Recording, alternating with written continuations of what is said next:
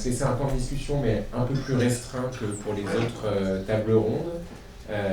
10 minutes, si ça vous convient. Donc, qui veut poser la première question?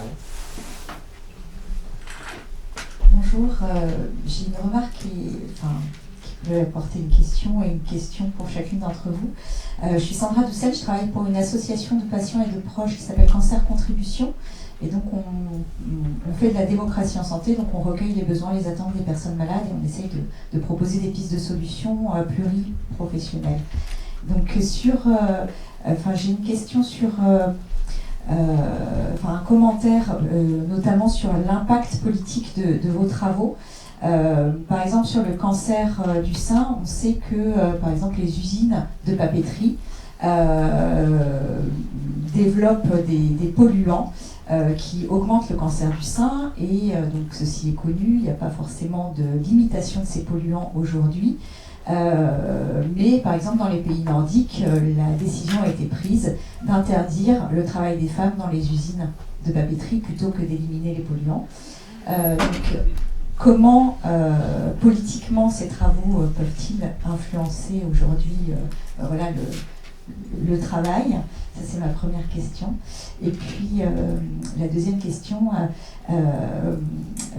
c'est par rapport au métier du care. Vous nous avez montré des données sur les métiers du care, notamment que les femmes qui travaillent dans ces métiers ont une pénibilité et un impact sur la santé. Je me demandais s'il y avait des travaux sur l'aidance familiale et où l'impact de cette aidance familiale dans le travail, par exemple en cancérologie, l'aidance, la moyenne d'âge c'est 50-52 ans, des personnes qui aident quelqu'un qui a un cancer actuellement et qui sont obligés d'arrêter leur carrière éventuellement, et donc savoir s'il y a des choses, des données là-dessus. Pour la dernière question, oui, il y a beaucoup de travaux sur les liens entre aidance et santé. Des travaux qui portent, c'est souvent appelé comme le fardeau de l'aidance. Il y a même des grilles d'évaluation de ce fardeau avec différentes dimensions qui sont évaluées, celle de la pénibilité, mais aussi celle du sentiment d'être captif de l'aide qu'on apporte, parce que c'est de l'aide 24 sur 24 et dans les cas de maladie ou de dépendance d'un proche, parent ou conjoint. Et donc c'est un phénomène bien connu et qui est mesuré dans des travaux dédiés. Pour le côté politique, c'est écouter. Ce que ça donne après, il y a quand même beaucoup de compréhension, alors pas forcément en termes de santé, plutôt lié au marché du travail, des difficultés de conciliation vie familiale, vie professionnelle. Donc oui, il y a un intérêt en France autour de la protection sociale de ces aspects. Je regardais, il y a quand même très souvent des rapports qui sont sortis sur ces effets de plafond de verre, d'inégalité salariale. Et il y a eu un rapport de la Cour des comptes, par exemple, en janvier, là, tout récent, sur l'inégalité femmes-hommes de l'école au marché du travail. Donc écoutez, c'est probablement entendu. Est-ce que c'est suivi d'action? On ne sait pas trop. On est dans le programme GINCO, on a une évaluation du dispositif de congé parental qui permettait aux pères et aux mères d'arrêter jusqu'aux 3 ans de l'enfant, d'arrêter son activité professionnelle et de retrouver après un emploi. Et ce dispositif avait déjà été évalué et montré qu'on ne retournait pas aussi facilement à l'emploi après avoir été dans ce dispositif. Et les premiers résultats qu'on a, on regarde l'effet sur la santé, montrent aussi qu'il y a des effets sur la santé au long terme pour les mères qui ont pris ce dispositif. Donc c'est peut-être avec l'accumulation de résultats comme ça que les dispositifs vont un peu évoluer et vont pouvoir bouger. Alors, du coup, moi je fais un peu un appel. J'en profite pour faire un appel au présent parce que donc notre association travaille beaucoup sur les sujets, on remonte beaucoup de choses sur les sujets d'inégalité face au cancer, d'inégalité de genre, mais par contre on a très peu de connaissances des chercheurs qui s'intéressent aux inégalités de genre sur le sujet du cancer, que ce soit dans les danses face au cancer ou sur les sujets qui concerne les patients. Donc on serait très intéressé pour mener des travaux avec des chercheurs et pour pouvoir conforter ce qu'on remonte, parce que politiquement, nous, on n'a pas de possibilité d'action si on ne s'associe pas avec des données bien produites. Donc si ça, c'est un appel à la communauté. Donc si vous êtes intéressé, n'hésitez pas à prendre contact avec nous. Plutôt à Emmanuel Cambois, une question de méthodologie. Là, on a vu qu'il y avait une reconnaissance inégale des maladies professionnelles entre les femmes et les hommes. Quel impact ça a en termes de méthodologie pour vous quand vous voulez par exemple, vous avez dit à un moment que les femmes sont moins touchées par des maladies cardiovasculaires, et on sait en même temps qu'elles sont moins reconnues, que leurs plaintes sont moins reconnues, etc. Donc comment, dans votre travail, ça intervient, ce problème? Oui, il y a toute la question de la déclaration par rapport à ce qu'aurait diagnostiqué un médecin, qui est compliqué. Pour avoir des enquêtes en population, c'est souvent des enquêtes où on autodéclare sa santé, parce que ça coûte trop cher d'avoir des examens de santé et des diagnostics. Donc il y a quelques enquêtes comme la cohorte Constance qui permet d'avoir des examens en même temps que la déclaration. Donc ça, c'est un premier point. Et on a eu tendance à dire, quand je parlais de paradoxe tout à l'heure, les femmes vivent plus longtemps mais avec plus de maladies et d'incapacités, il y avait tout le discours qui consistait à dire que c'est parce que les femmes déclaraient plus leurs problèmes de santé, au prétexte qu'elles allaient notamment beaucoup plus chez le médecin, parce qu'elles s'occupaient de la santé de leurs enfants, de leur famille et de leur propre santé gynécologique. Donc il y aurait plutôt un aspect de surdéclaration par les femmes de leurs problèmes de santé. Évidemment, dès que c'est diagnostiqué, il y a une déclaration qui va avec. Donc on pourrait dire que la plus grande reconnaissance de maladies chez les hommes pourrait augmenter le fait que les hommes déclarent ces maladies, mais je crois que ce n'est pas un niveau tel que ça influence ce qu'on voit au niveau de la population générale. Ce qu'on voit aussi, c'est que ces effets déclaratifs ne sont pas, après, dans les études qui croisent des diagnostics et de la déclaration, c'est pas si fréquent que ça, et on voit bien que dans la déclaration, on a quand même des pathologies qui sont plus souvent déclarées par les hommes, comme des maladies cardiaques, donc elles peuvent être sous-estimées chez les femmes, mais ça a un effet, ça n'enlève pas ce qu'on trouve, et ce qui est intéressant, c'est de voir comment ça varie d'une catégorie socio-professionnelle à l'autre. Ce dont on est sûr, c'est que plus on va chez le médecin, plus on déclare de maladies, parce qu'on les connaît. Et donc il y a plutôt un effet parfois de minimiser les inégalités sociales par une plus grande fréquentation des catégories les plus instruites et les plus aisées dans le terme de la prévention et de la consultation, qui fait qu'il y a une plus grande déclaration des personnes qui vont chez le médecin, des maladies qu'on a diagnostiquées lors des consultations. J'ai une question qui, je pense, s'adresse plutôt à Madame Boussédra. Je suis médecin, donc je ne suis pas du tout versée dans l'économie ni dans la politique, mais je crois savoir que le produit intérieur brut, le fameux PIB, ne prend en compte que le travail productif.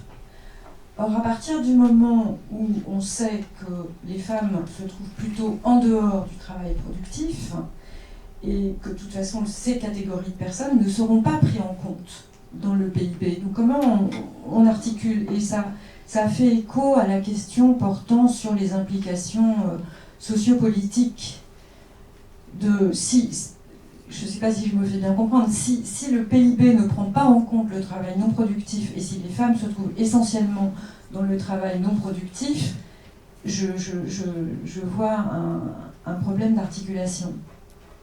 Bien entendu que les femmes travaillent, mais quand je dis non productif, c'est non productif de matériel. Le care n'est pas pris en compte dans le PIB. En dehors des services, vous voulez dire. En dehors des services. Si je peux compléter la question, est-ce que par exemple, Madame Boussédra, vous iriez jusqu'à proposer l'idée que le travail domestique ou le travail du care doit être rémunéré? Voilà, une question pratique qui découle, je pense, de cette... puisque la famille, on l'a vu dans votre intervention, chez Marx, c'est comme entité communautaires qui brident les individualités, empêchent l'émancipation des femmes. Ou limitent l'émancipation des femmes. Bonjour, merci pour vos questions. Alors en fait, productif, effectivement, travail productif, c'est effectivement un concept chez Marx.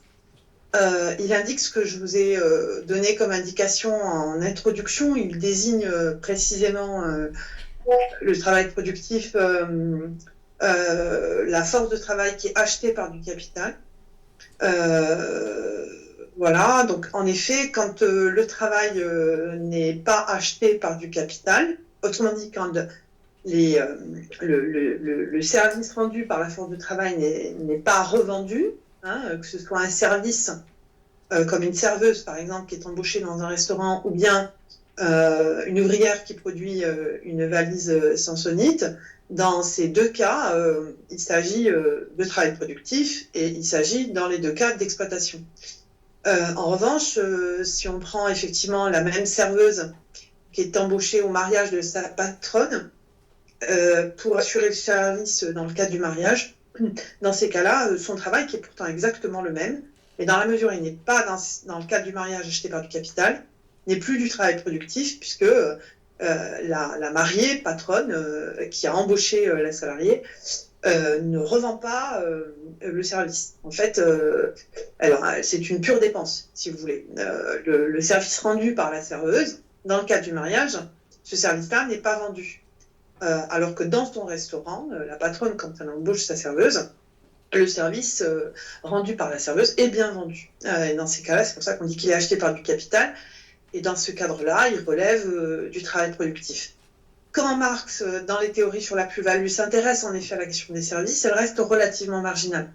C'est pour ça, en fait, que vous n'en trouvez pas beaucoup, parce que, en effet, mais c'est pas que la question des femmes. Ce qui pose problème, c'est la question des transports aussi. C'est surtout cette question qui s'intéresse, en fait, parce que les marchandises, à un moment donné, il faut les transporter du centre de production vers les endroits où elles vont être vendues. Et toute cette question-là, elle pose problème au sein du marxisme. Bon, d'une part, déjà historiquement, à la base, si vous voulez, quand la théorie s'est formée.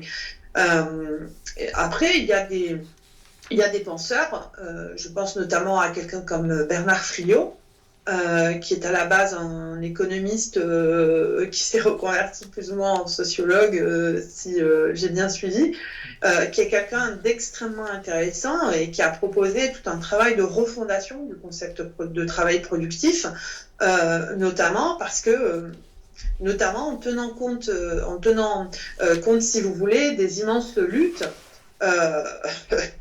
pour ne pas les citer, de la résistance et qui ont débouché sur le CNR et l'arrivée notamment des grands services publics, on va dire, pour revisiter le concept de travail productif et considérer qu'il ne doit pas avoir une fenêtre aussi étriquée que la manière dont on l'avait pensé Marx. Et c'est vrai que quand Marx a pensé le travail, a conceptualisé le travail productif, il hérite de la conception qui est posée par l'économie politique. Donc ensuite, pour ce qui est de la deuxième question, donc pour finir de vous répondre, ça dépend où les femmes travaillent en fait. Si elles travaillent dans un cadre d'exploitation, comme je vous l'ai indiqué, selon le concept, dans la définition, c'est-à-dire qui est embauchée la force de travail est embauchée par le capital, elles relèvent du travail productif, elles sont comptabilisées au niveau national.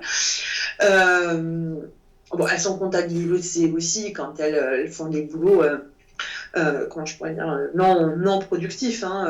C'est dans le cadre normalement de la production de richesse et des services, puisque le secteur tertiaire aujourd'hui est considérable, donc on ne peut pas ne pas en tenir compte. Mais au-delà, le tertiaire, y compris non productif, y compris non acheté par du capital. Ensuite, pour ce qui est du travail, de rémunérer le travail à la maison, si j'ai bien compris, effectivement, le salaire, ce qu'on appelait le salaire ménager, c'est une lutte qui a été portée par les féministes italiennes Nous, les féministes, on va dire françaises, dans la tradition féministe française, c'est quelque chose à laquelle, majoritaire évidemment, hein, c'est quelque chose à laquelle on s'est toujours opposé, parce qu'on considère qu'effectivement, de payer cette activité ne favorise pas, n'aide pas à l'émancipation des femmes. Et c'est vrai, comme je vous le citais, comme la dernière citation que je vous ai donnée de Marx, hein, c'est bien hors de la sphère domestique que les femmes ont l'occasion de découvrir des collectifs de travail et de s'engager dans des processus d'émancipation. Parce que le travail, c'est de la souffrance, de l'aliénation, de l'exploitation, mais c'est aussi des luttes, c'est aussi des rencontres, c'est aussi des débats, c'est aussi des discussions, des échanges, des colères communes, des luttes communes, et la découverte de soi en tant qu'individu, et pas simplement en tant que membre de cette communauté finalement assez étriquée que peut être la famille, qui peut être assez enfermante. Donc là-dessus, dans la tradition de lutte française, en tout cas, j'ai envie de dire depuis très longtemps, mais encore plus, et aussi depuis les années 70, je veux dire, les féministes des années 70 ont repris cette question, en tout cas en France, effectivement, elles sont fermement opposées au salaire ménager, considérant qu'on va enfermer les femmes dans la sphère domestique au lieu de promouvoir leur émancipation. Merci beaucoup, bravo encore à